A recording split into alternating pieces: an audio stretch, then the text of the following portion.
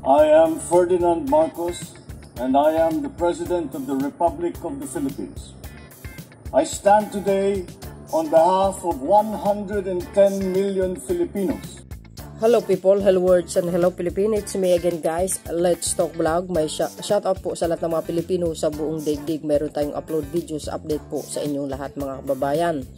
Nako guys, napakaganda itong ginawa ni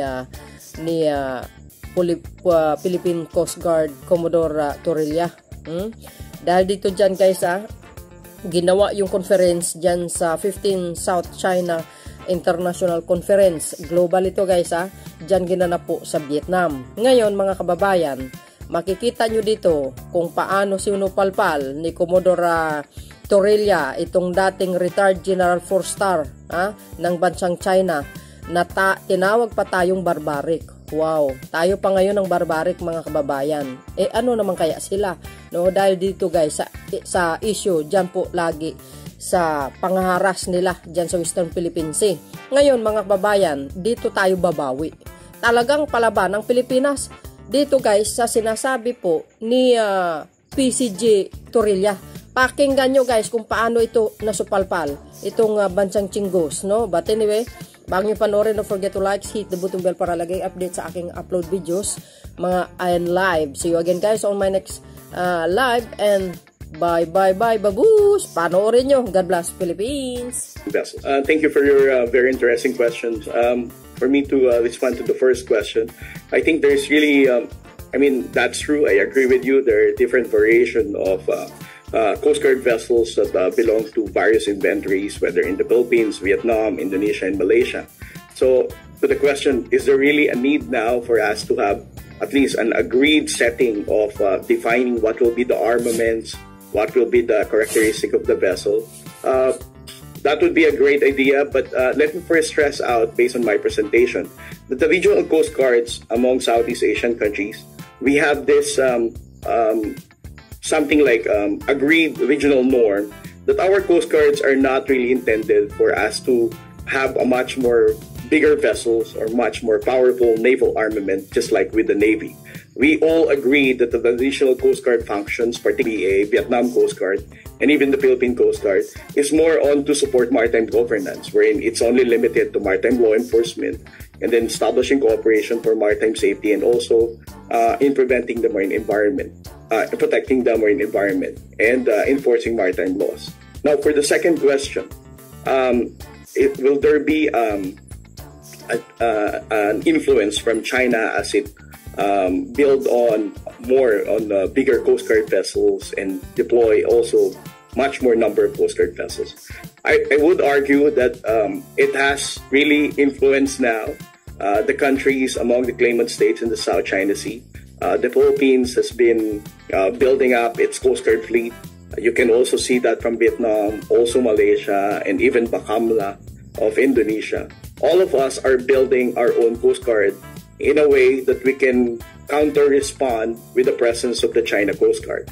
But to that, related also to the third question, will the increased number of Coast Guard vessels will eventually trigger a much more bigger armed conflict?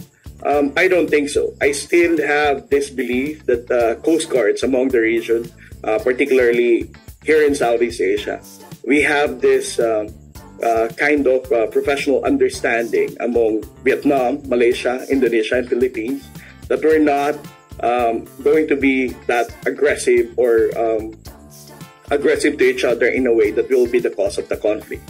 We can see that from how Malaysian Coast Guard, Vietnam Coast Guard, and even Philippine Coast Guard passes through each other in the South China Sea. We don't provoke each other. We have our own respect in those territories that we are currently occupying, that we are all patrolling. I think our friend from Bakamla will also be able to strengthen this answer that I'm giving now. We have that kind of professional understanding of our limitations. And also to add, as I said with my presentation, it's only China who bullies each other of us in the among the claimant states. They are being aggressive and provoking towards Bakamla in Natuna Islands. They have also been very aggressive in responding to the presence of Vietnam Coast, also with the Philippine Coast Guard and MMEA. So if there's only one deviant behavior among the Coast Guards in the region, that would be the China Coast Guard.